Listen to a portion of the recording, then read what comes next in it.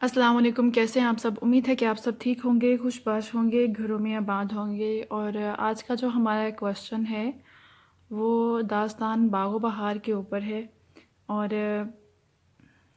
اس کو ہم اس طرح کور کریں گے کہ اگر اس کے بارے میں کوئی بھی چیز پوچھی جائے تو وہ اس کو کور کر سکے۔ اور اس کے بارے میں میرے پاس دو طرح کے نوٹس تھے، اور اس میں سے وہ والے نوٹس میں آپ کے ساتھ شیئر کروں گی۔ جو ایک جو ہے ان میں کچھ زیادہ ہی ڈیٹیل تھی، اور وہ آپ کو مشکل لگ سکتے ہیں یا بور کر سکتے ہیں، تو ان کے ہیڈنگز بھی ہیں، لیکن یہ جو ہے اس کے آلریڈی سب ڈیفائن کر دیے گئے ہیں، تو یہ کچھ لینتھی بھی زیادہ ہے۔ اس چیز کو مد نظر رکھتے ہوئے میں آپ سے جو خود سے جو ان میں سے بھی چوز کیے گئے ہیں، شارٹ کیے گئے ہیں، وہ والے میں آپ سے شیئر کروں گی۔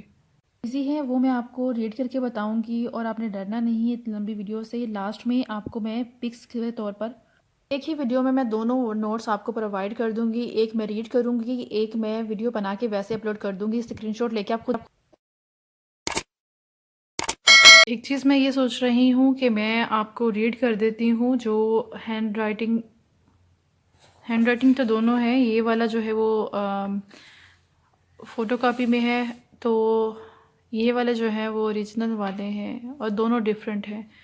یہ والا جو سامنے میرے پاس پڑا ہوا ہے اوریجنل والا، اس کو میں ریڈ کر دیتی ہوں، اور اس کے لاسٹ میں جو پکس بنا کے میں آپ کو ویڈیو کے لاسٹ میں ہی اپلوڈ کر دوں گی، تاکہ اگر آپ کو لگے کہ ہمیں اس کے بارے میں اور ڈیٹیل پڑھنے کی ضرورت ہے تو آپ یہ والے جو نوٹس ہوں گے ان کو بھی ایک نظر دیکھ لیجئے گا، کیونکہ اس میں جو ہے کچھ کردار اور جو چاروں درویش ہیں ان کے بارے میں الگ الگ سے، ان کے کردار کے بارے میں بڑا لانگ سمجھایا گیا ہے آپ کو۔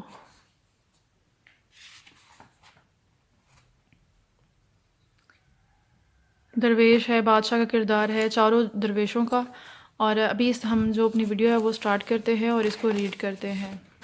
باغ و بہار پر نوٹ لکھیں۔ باغ و بہار داستان کی تعریف، داستان کے اجزاء، میر امن کی حالات زندگی، فورٹ ولیم کے حوالے سے میر امن کی خدمات، باغ و بہار کا مختصر قصہ پلاٹ، کردار نگاری اور معاشرت، تہذیب، زبان، تخیل، رومان۔ ایک چیز واضح کر دوں کہ آپ کا مائنڈ پہلے سے پریپیئر ہو، میرے سے ریڈ کرنے میں غلطیاں ہو سکتی ہیں، میں کوئی پروفیشنل ٹیچر نہیں ہوں، یا یوں کہیں کہ انسان ہے تو وہ غلطی کا پتلا ہے ہی، چاہے وہ ٹیچر ہے اس سے بھی کوئی غلطی ہو سکتی ہے، اس کے بھی علم میں کوئی کمی رہ سکتی ہے، تو اگر میری ریڈنگ میں کوئی کمیاں رہ جائیں یا میں غلطیاں کروں تو اس کے لیے آپ ریڈی رہیے گا، یہ نہیں کہ آپ اس چیز سے بور ہو جائیں۔ میں آپ کو اور آپ کے مائنڈ کو پہلے سے پریپیئر کر رہی ہوں کہ آپ نے سننے کے ساتھ ساتھ دیکھنا بھی ہے اور اس پہ فوکس کرنا ہے کیا ورڈ ہے اور اس کو میں کیا پڑھ رہی ہوں، تاکہ آپ میری غلطیاں ان کو آپ خود سے ان کو ختم کر سکیں۔ داستان کہنے کی چیز کو کہانی کہتے ہیں، قصے کے معنی بھی کہنا اور بیان کرنا ہے۔ داستان کہانی کی سب سے اولین اور قدیم قسم ہے۔ اصطلاح میں داستان سے مراد وہ قصہ یا کہانی ہے جس کی بنیاد تخیل، رومان اور مافوق الفطرت عناصر پر ہو۔ کہانی کی قسم ہونے کے ناطے سے داستان لکھنے اور پڑھنے سے زیادہ لکھنے اور سننے کی چیز ہے، کہنے اور سننے کی چیز ہے۔ داستان جو ہے وہ لکھنے اور پڑھنے سے زیادہ کہنے اور سننے کی چیز ہے۔ داستان گو کا انداز براہ راست خطاب جیسا ہوتا ہے۔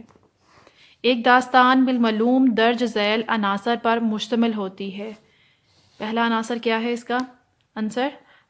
پلاٹ، تخیل اور رومان، فوق الفطرت عناصر، مثالی کردار، خطابت اور رنگینی بیان، تاخیر انگیزی اور توالد۔ 1 2 3 4 5 6 7 اس کے عناصر ہیں۔ پلاٹ کسے کہتے ہیں؟ ہر داستان کی بنیاد کسی نہ کسی پلاٹ پر رکھی جاتی ہے، اس کے بغیر داستان کا تصور بے معنی ہے اور داستانوں کے پلاٹ میں تنوع کی کمی ہوتی ہے، یعنی اس میں زیادہ ورائٹی نہیں ہوتی ہے۔ بالمعلوم تمام داستانوں کے پلاٹ ایک جیسے ہوتے ہیں۔ داستانوں کے پلاٹ اپنی یکسانیت کے باوجود داستانوں کا ایک اہم جز ہے۔ تخیل اور رومان داستان گو سامعین کو ایسی دنیائے تخیل کی سیر کروانا ہے جو ان کے لیے اندیکھی اور اجنبی ہوتی ہے، یعنی کہ خیالی دنیا ہوتی ہے۔ فوق الفطرت داستان میں قدم قدم پر جن، دیو، سحر، طلسمان اور مختلف ایسے عناصر سے ملاقات ہوتی ہے۔ صحیح معنیوں میں داستان کی بنیاد ہی فوق الفطرت عناصر ہیں جو داستان میں دلچسپی پیدا کرتے ہیں۔ مثالی کردار داستان میں ہمیشہ مثالی کردار ہی نظر آئیں گے۔ ہیرو میں دنیا بھر کی اچھائیاں نظر آتی ہیں۔ ہیرو مثالی فوق الفطرت قوتوں کا مالک ہوتا ہے۔ ایک داستان گو داستان میں دلچسپی پیدا کرنے کی پوری کوشش کرتا ہے۔ اس زبان میں چاشنی موجود ہوتی ہے۔ داستان میں مقفع اور مسجع الفاظ کا استعمال ہوتا ہے۔ تخیل انگیزی داستان کے واقعات اتنے حیرت انگیز ہوتے ہیں کہ سامعین ساکت ہو جاتے ہیں۔ داستان طویل ہوتی ہے، اس میں ہر شے کو تفصیل اور جزئیات سے بیان کیا جاتا ہے۔ دنیا میں کوئی زبان داستان سے خالی نہیں ہے۔ اردو ادب میں داستانوں کا وسیع ذخیرہ موجود ہے۔ طوالت وہ میں نے خود بعد میں اس کو ایڈ کیا تھا کہ یہ بھی ایک اجزاء ہے یا ایک عنصر ہے داستان کا۔ اس کے بارے میں آپ ہیڈنگ دیتے ہوئے خود تھوڑا سا لکھ لیجئے گا، اسی میں سے ہی ہوگا کیونکہ اس میں تفصیل ہوتی ہے داستان میں، جزئیات وغیرہ اور یہ ساری چیزیں۔ میر امن کی حالات زندگی دیکھتے ہیں اب۔ میر امن کا اصل نام میر امان تھا۔ انہوں نے اپنے اشعار میں کہیں امن اور کہیں لطف کے نام بطور تخلص استعمال کیے ہیں۔ اردو ادب میں وہ میر امن کے نام سے مشہور ہے۔ وہ دلی کے رہنے والے تھے۔ بقول رام بابو سکسینہ ان کے آباء و اجداد سلامین مغلیہ سے زمانے میں سلامین مغلیہ سے زمانے میں وظائف اور جاگیروں سے معزز ممتاز تھے۔ احمد شاہ درانی نے جب دلی پر حملہ کیا تو فوج کی لوٹ مار میں ان کا گھر بھی شامل تھا اور سورت جٹ مل نے ان کی جاگیر پر قبضہ کر لیا۔ میر امن اس مصیبت میں دلی سے نکل کر پٹنہ پہنچے اور یہاں سے کلکتہ چلے گئے۔ اس زمانے میں سید بہادر علی حسینی نے ان کا تعارف ڈاکٹر جان برتھ ورک گلگرسٹ جو کہ اس وقت فورٹ ولیم کالج کے سربراہ تھے ان سے کروایا، جس کی فرمائش پر انہوں نے اپنی مشہور و معروف کتاب جس کا تاریخی نام باغ و بہار ہے وہ لکھی۔ جان گلگرائس کے جو بھی نام ہے ان کی فرمائش پہ انہوں نے باغ و بہار لکھی تھی، اور اس کا مقصد یہ تھا کہ اس وقت کے جو انگریز حکمران تھے یا اس وقت کے جو افسران تھے ان کو اردو زبان سکھانے کے لیے پہلے سے موجود داستان اور کتابوں کا سلیس اردو میں، آسان اردو میں ترجمے کیے جاتے تھے۔ باغ و بہار میر امن دہلوی کی تصنیف ہے جسے اردو داستان نگاری میں نہایت وقت حاصل ہے۔ میر امن نے بتایا کہ یہ کتاب انہوں نے 1801 سے لے کر 1802 کے درمیان لکھی۔ اس کتاب کا تاریخی نام باغ و بہار ہے۔ انہوں نے یہ کتاب جان گلگرسٹ کے کہنے پر ترجمہ کی۔ اس سلسلے میں خود میر امن دہلوی لکھتے ہیں، اقتباس: جان گلگرائس صاحب نے لطف سے فرمایا، اس قصے کو ٹھیٹھ ہندوستانی گفتگو میں جو اردو کے لوگ ہندو، مسلمان، عورت، مرد، لڑکے، بالے، خاص عام آپس میں بولتے چالتے ہیں، ترجمہ کرو۔ حکم موافق حضور کے میں نے بھی اسی محاورے سے لکھنا شروع کر دیا۔ یعنی کہ اس وقت جس طرح ہندوستانی مسلمان لوگ، وہاں کے رہنے والے لوگ جس خاص و عام کی جو زبان بولتے تھے اسی زبان میں اس کو لکھا۔ اس سے پہلے جو زبان تھی وہ بہت مشکل زبان میں تھی، تو اس کو سلیس کر کے لکھنا تھا،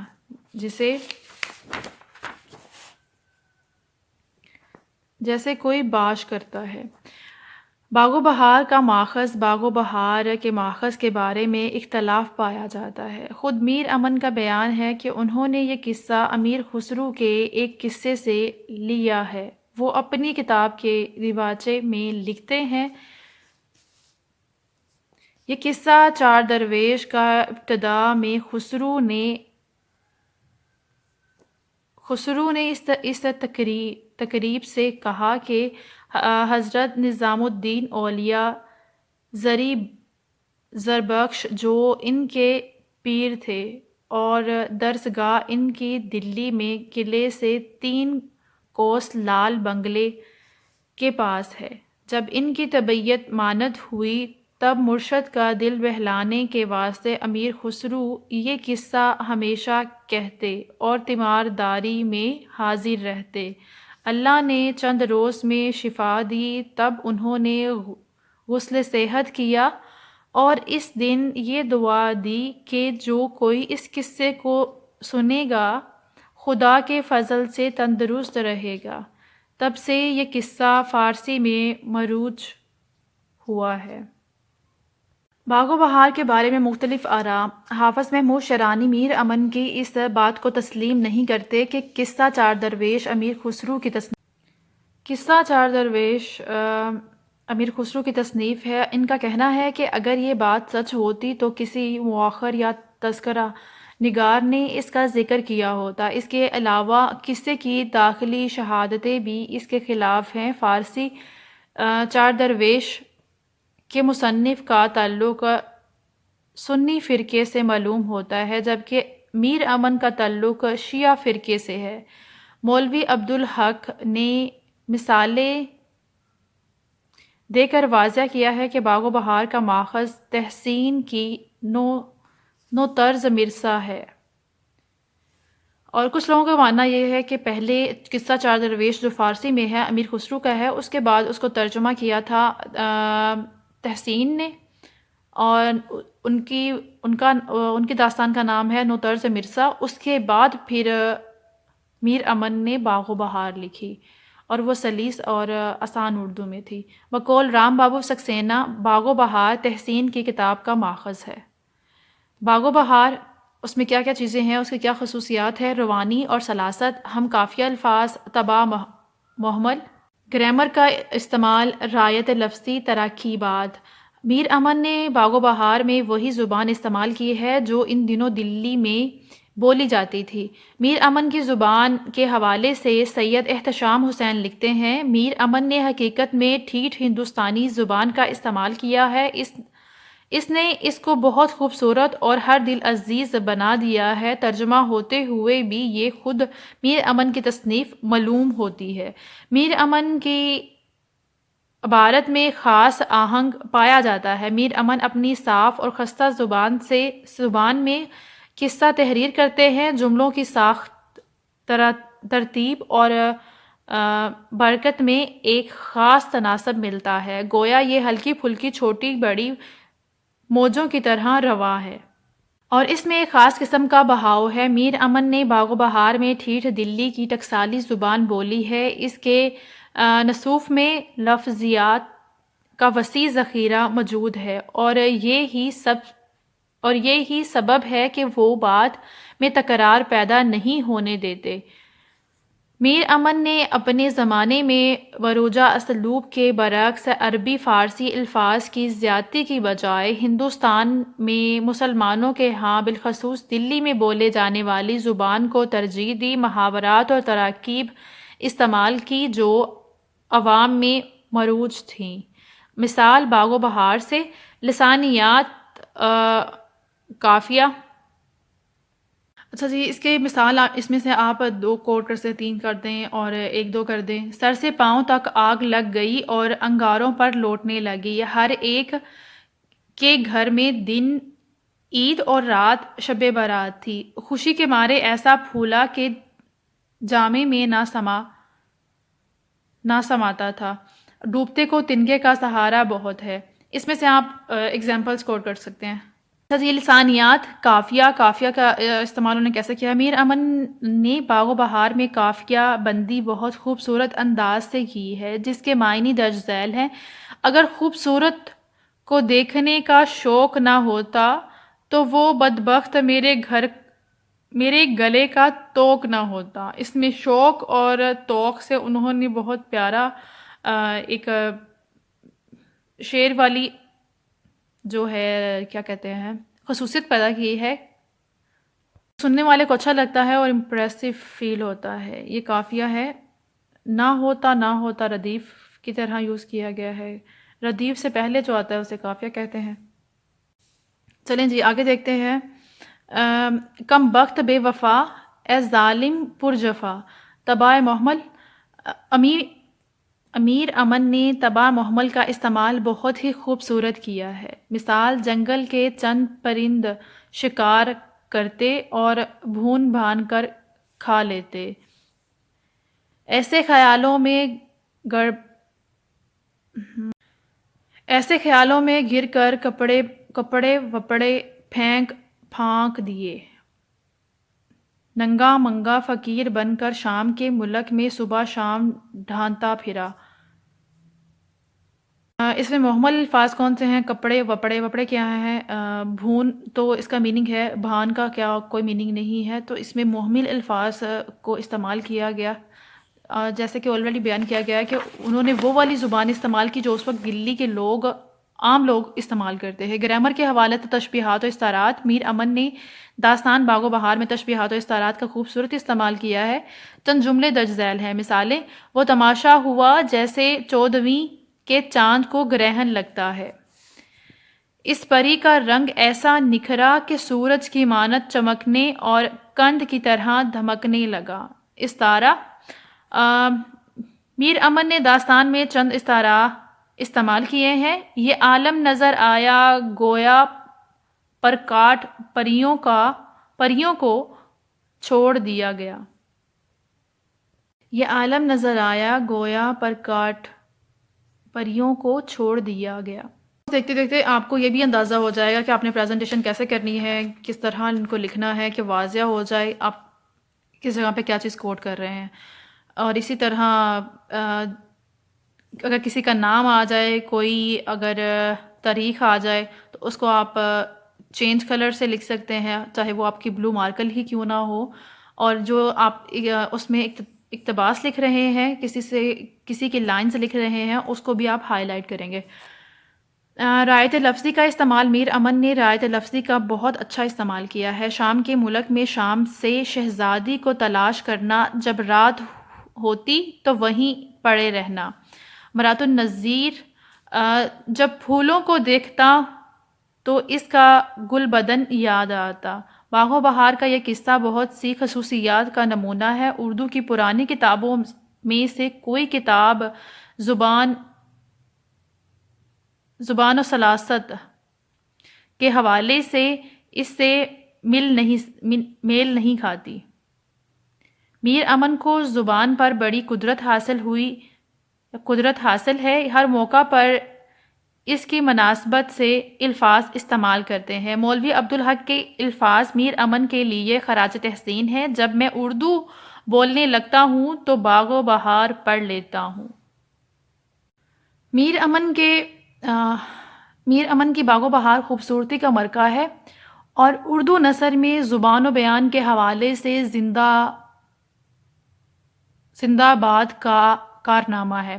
معاشرت: میر امن نے اپنی کتاب باغ و بہار میں اپنے عہد کی معاشرت کی بھرپور عکاسی کی ہے۔ اس کتاب میں ہندوستانی مسلمانوں، بالخصوص اونچے طبقے سے تعلق رکھنے والے امیروں، وزیروں، نوابزادوں،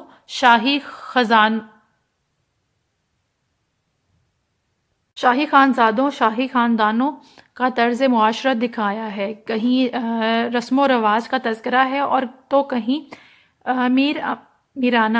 میرانہ مشاغل، مثلاً میں نوشی، پری زادے سے ملاقاتوں کا تذکرہ۔ اس سے لوگوں کا طرز فکر کا اندازہ بھی ہوتا ہے اور طرز معاشرت کا بھی۔ اس میں عاشق مزاجوں کی کیفیت بھی ملتی ہے اور صوفیانہ مسلک سے تعلق رکھنے والے بھی درویشوں اور فقیروں کی رومانیت بھی جھلکتی ہے۔ اس کتاب میں میر امن نے اپنے عہد کی معاشرت کو خوبصورت طریقے سے بیان کیا ہے۔ میر امن نے اپنی داستان باغ و بہار میں ہندوستانی اسلامی معاشرت کے نقوش کو اجاگر کیا ہے۔ وہ چونکہ دلی کے رہنے والے تھے، اس لیے معاشرت نگاری کے سلسلے میں انہوں نے دلی کی معاشرت اور تہذیب کی عکاسی کی ہے۔ میر امن نے باغ و بہار میں معاشرت کی جو عکاسی کی ہے وہ دلی کا معاشرہ ہے، اور اس فہم سید عبداللہ لکھتے ہیں، باغ و بہار میں دلی کی تہذیب بول رہی ہے اور اس کی تصویریں گردش کر رہی ہیں۔ اس کے امراء اس کے میلے کھیلے اور اس میں سیر تماشے، ثقافتیں، اس کی تقریبات، رسم و قواعد اور اس کے آداب و مراسم، غرض اس میں وہ سب کچھ ہے جو اس زمانے کی دلی میں تھا یا ہو سکتا تھا۔ گویا یہ ایک زندگی کا نقشہ ہے۔ مثال، باغ و بہار میں ایک جگہ یوسف سوداگر کو مدعو کیا جاتا ہے۔ اس موقع پر میر امن نے حویلی کی صفائی ستھرائی اور مہمان نوازی کی تیاریوں کے لیے جو نقوش کھینچا ہے، یہ وہی نقشہ ہے جو دلی کے امراء کی حویلیوں اور بلند بالا عمارتوں میں بسنے والے کا دلی ہی نہیں بلکہ دیگر مقامات پر رہنے والے جاگیروں اور نوابوں کے ہاں بھی یہی تہذیب نظر آتی ہے۔ دلی کی معاشرت میں پان کو ایک خاص اہمیت حاصل ہے۔ مشروب و طعام کے ساتھ ساتھ پان بھی ہر گھر میں مردوں کی اہم ضرورت سمجھی جاتی ہے۔ مسلمانوں کے ہاں عزیز و اقارب کو پردیس رخصت کرتے وقت بازوں پر امام زامن باندھا جاتا تھا تاکہ وہ خیر و عافیت رہے، اسے کوئی مصیبت نہ آئے، اور ان تمام مثالوں سے واضح ہوتا ہے کہ میر امن نے دلی کے معاشرے کی خوبصورت عکاسی کی ہے۔ میر امن کی کردار نگاری۔ باغ و بہار میں اہم کرداروں کے ساتھ ساتھ قید بھی شامل ہے۔ باغ و بہار میں 4 قصے شامل ہیں۔ علاوہ ازیں خواجہ سرپرست کی سرگزشت اور بادشاہ کا قصہ بھی اس میں شامل ہے۔ اس داستان کے اہم کردار درج ذیل ہیں: درویش اول، جو ملک یمن کے تاجر احمد کا بیٹا، درویش دوم، فارس کا شہزادہ، درویش سوم، عجم کا شہزادہ، درویش چہارم، چین کا شہزادہ، پانچواں بادشاہ آزاد بخت اور چھٹا وزیر۔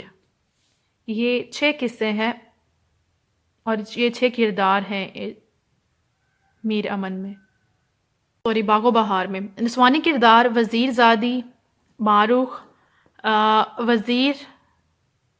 وزیر آباد راجہ کی کنا بیٹی اور بصرے کی شہزادی،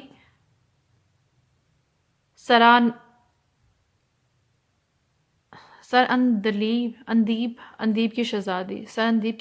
فوق الفطرت کردار: شہنشاہ جنات شہپال اور شہپال کی بیٹی روشن اختر۔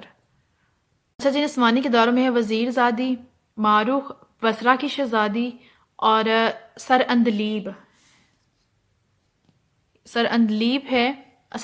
کی شہزادی، وزیر آباد راجہ کی بیٹی، اور بس یہ کردار ہے نسوانی۔ اور اس کے بعد دیکھتے ہیں فوق الفطرت جو ہیں ان میں شہنشاہ جنات شہپال کی بیٹی روشن اختر، باغ و بہار میں پیش کی جانے والی داستان کا آغاز ملک معلم کے بادشاہ آزاد بخت کے حوالے سے ہوتا ہے۔ میر امن نے آزاد بخت کو حاتم طائی جیسا سخی دکھایا ہے۔ بادشاہ کے پاس کوئی اولاد نرینہ نہ تھی جو اس کی جانشین ہوتی، اس لیے اس نے دنیا سے کنارہ کشی اختیار کر لی۔ کردار نگاری درویش کا کردار پہلا درویش ایک تاجر کا بیٹا ہے جو اپنے باپ کی وفات کے بعد باپ کی چھوڑی ہوئی دولت پر عیش کرتا ہے اور پھر دولت ختم ہو جانے پر بہن کا دروازہ کھٹکھٹاتا ہے۔ اس کی بہن اس کو سہارا دیتی ہے اور اس کو تجارت کے گن سکھاتی ہے، لیکن اس میں تاجر بننے کی صلاحیت نہیں۔ وہ خوفزدہ ہو کر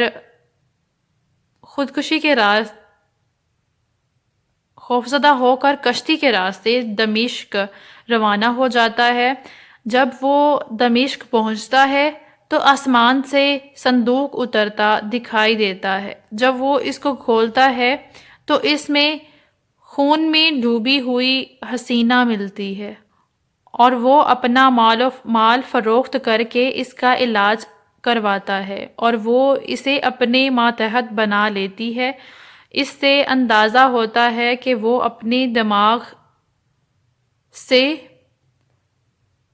مخیر ہے اور کوئی کام نہیں لیتا اور وہ بری عادتوں سے مجبور ہے۔ بقول ڈاکٹر وحید قریشی، میر امن کے چاروں درویشوں کے کردار غیر متوازن نفسیات کے حامل ہیں۔ داستان میں حسن و عشق کا بیان ہوتا ہے تو لازمی حصہ ہے۔ یہ کمی چاروں درویشوں سے پوری کی گئی ہے جو کہ ایک کو چھوڑ کر سب شہزادے ہیں۔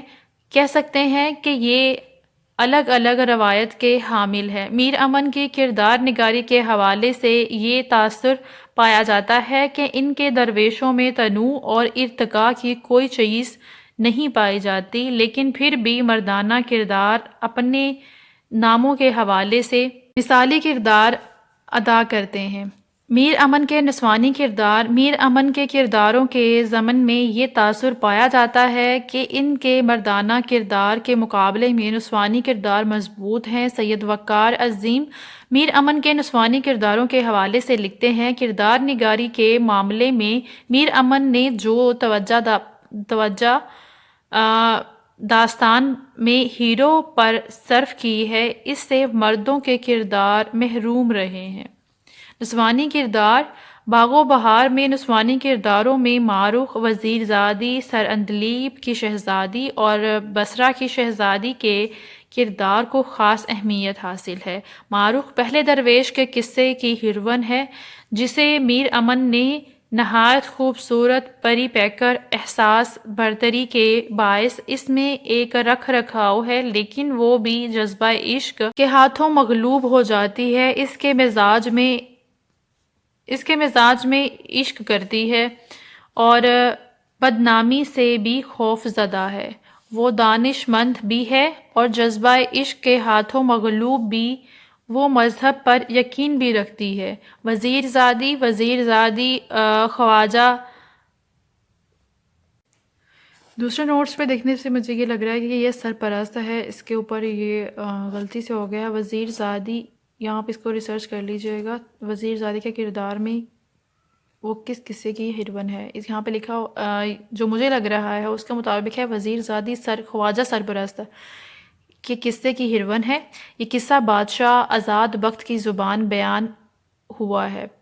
وزیر زادی کی شادی خواجہ سرپرست، ہاں جی یہاں پہ غلطی ہو گئی ہے، خواجہ سرپرست سے اس وقت ہوتی ہے جب اس کے کھیلنے کے دن تھے۔ وزیر زادی خواجہ سرپرست کی نسبت ایک کم عمر لڑکی ہے، وہ تقدیر کا لکھا ہوا سمجھ کر قبول کر لیتی ہے۔ سر اندلیب کی شہزادی راجہ سگینہ پرست کے قصے کا کردار ہے۔ یہ قصہ خالص ہندوستانی زبان ہے وہ کھلے ماحول کی پیداوار ہے، وہ مردوں کی طرح آزادانہ جنگلوں میں گھومتی پھرتی ہے۔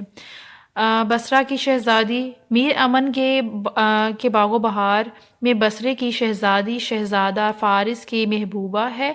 شہزادی بہت تیز تراز اور شاطر ہے جو شہزادی کے ہمراہ ہوتی ہے۔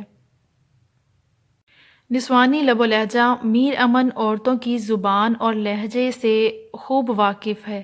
وہ جانتے ہیں کہ وہ خوشی غمی میں کیا کلمات ادا کرتی ہیں۔ مکالموں کو کردار نگاری میں اہمیت حاصل ہے اور مکالموں سے ہی کسی کردار کا پتہ چلتا ہے۔ میر امن نے عورتوں کے کرداروں کے وقت بھی مکالمات کا خاص خیال رکھا ہے۔ ان کی خصوصیات سے اندازہ ہوتا ہے کہ میر امن کی باغ و بہار ادبی تہذیب کا نمائندہ ہے۔